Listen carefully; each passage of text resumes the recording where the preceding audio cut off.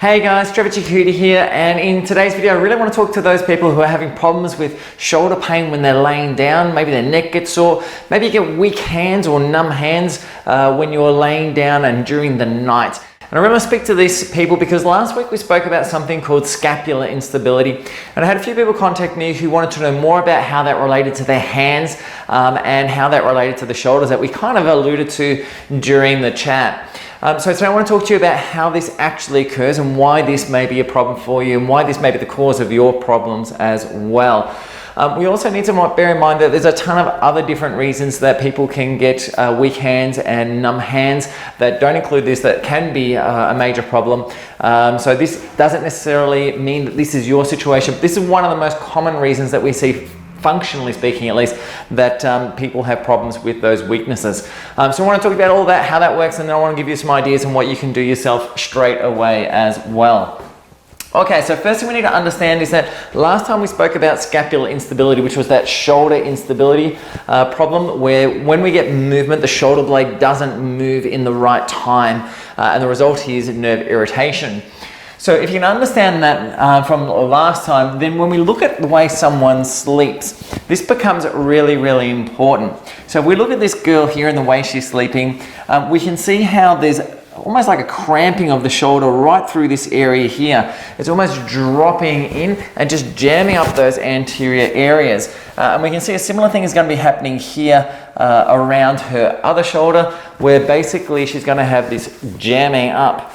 And the reason this is so important is when we look at the front of the shoulder itself through this area, we can see this huge, what we call neurovascular bundle that crosses through that area. There's a ton of nerves that go right through that area, plus arteries and veins as well. And when we're jamming them up like this at night, the result is we tend to create irritation. And we're not jamming them up to the point that we're getting nerve problems or things like this, but the little small changes in instability, those little small irritation changes can actually create issues going down the arm. For many people, you can actually check this yourself. So what you can basically do is find something that can give you a strength in your hands, or even like get somebody else to hold your hand or something like that. Just squeeze and see how much force you can generate, and then lay on the arm and see if it changes. And if the hand actually feels weaker or you're unable to resist, so they can now open your hand easier, this may be an indication that this type of thing is going on. So this is a really, really big problem for us when we have that shoulder blade instability, that we end up having problems with irritation of those structures going down the arms, especially when we're laying on them at night.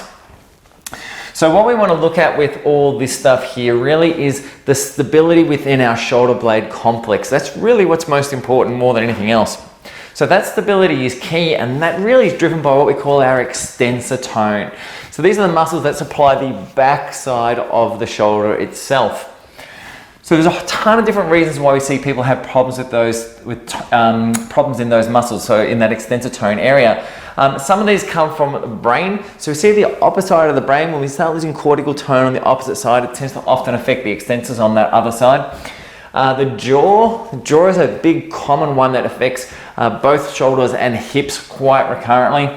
The neck itself, especially the neck with the nerve supply to a muscle that kind of comes through this area here, called your levator scapula, which basically elevates the shoulder blade and is a really key support mechanism for the shoulder blade itself. And the AC joint. So the AC joint we kind of touched on last time as well, which is where the collarbone, which is coming through here, joins to the top of the shoulder blade itself. And this area, when we get irritation to these ligaments, it can often upset the muscular pattern through there as well.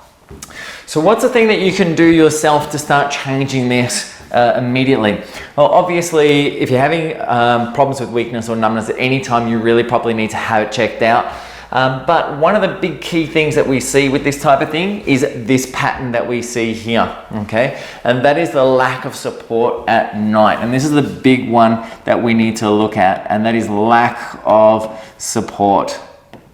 Okay, this is a really, really key issue for these people. So when we look at this girl here laying down like this, normally what we should see is the spine should be nice and straight the entire way through. So we should see nice stable support through. When we have a look through here, it's a bit hard to see from this angle, but when we look through here, what we can really see is her head's on kind of this plane, and her body's kind of in this plane, and we can see how she's trying to prop up her pillow here and trying to get the neck that support. So what we're really seeing here, if we were to draw it out, would be a neck that kind of looks something like this. Okay, so we want to have that straight through there. We need the support that's happening through there.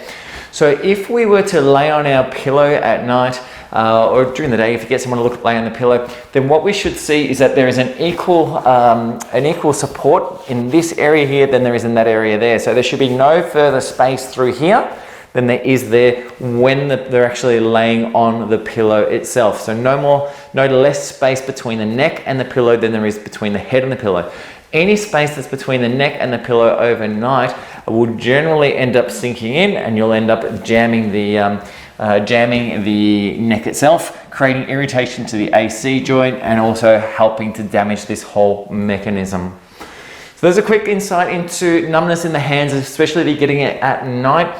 So remember, make sure you're checking your pillow. Get someone to have a look. If you're not sure whether this is an issue for you or not, just take a photo of it and send it to me. I'm more than happy to check it out quickly for you guys.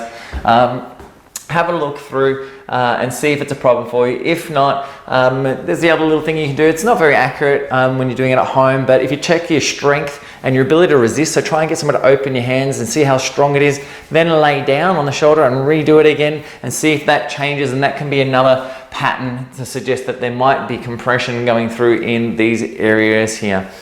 But remember guys, if you want any help at all, I'm always here for you. Just send me a message. Always happy to help you in any way, shape I can. Otherwise, keep looking after yourselves, and remember, it's all about adding life to your years, and we'll catch up next vid. See you guys.